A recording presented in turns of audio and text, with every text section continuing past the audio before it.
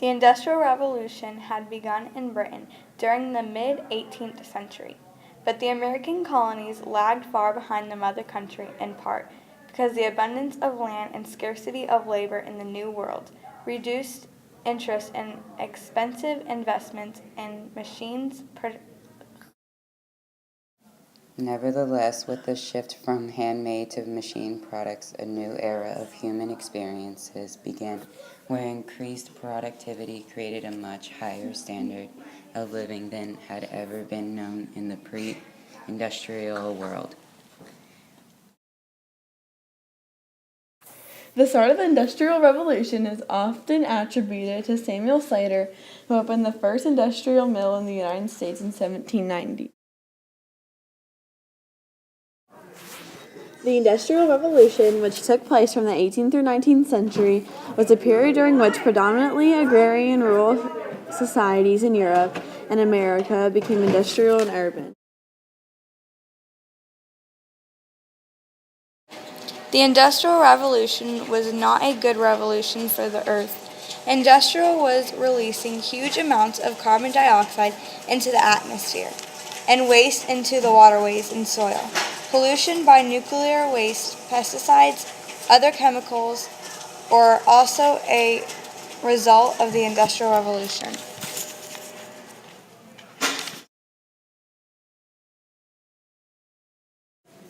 Mass production in factories made it possible to manufacture goods more cheaply and way more quickly. The factory system introduced dramatic changes in how people lived and worked.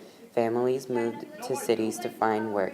As a result, country villages became deserted and the cities grew by leaps and bounds, a process called urbanization. Population growth of this magnitude compelled change. Present children found their paths to inheritance, blocked by sheer numbers, and thus had to seek new forms of paying labor. Industrialization and urbanization required supplies of heavy, bulky raw materials such as coal and iron.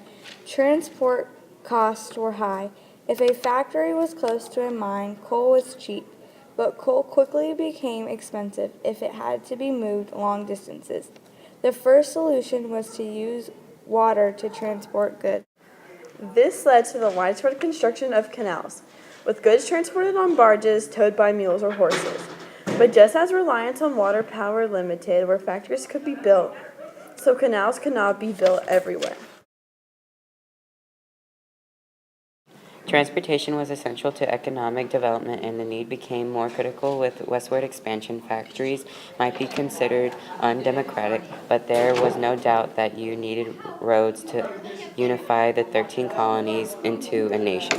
Note particularly how transportation technology was adapted to meet American conditions. Around the 1730s, the growth accelerated the start of the revolution to urbanization when Samuel Slater, who opened the first industrial mill. Most mills and factories during the Revolution had very bad working condition and low pay. The factories didn't have air conditioning, a heater, windows, and very little space for the workers to move around. The small space of factories and cheap labor of children and women led to a lot of kids and women working, meaning the kids didn't have an education. Later in history, America made laws against child sweatshops, so kids could get an education and America could have educated voters and citizens. Urbanization means the spread of towns. Between 1700 and 1900, the world's population grew from 679 million to 1.633 billion. Many people were city dwellers, and many machines were driven by water wheels. Steam power was also developed at this time. Steam engines were used to pump water out of mine shafts and to power new transportation systems. Engines and furnaces were all fueled by coal. By the 19th century, coal was being transported to the factories by ship or rail.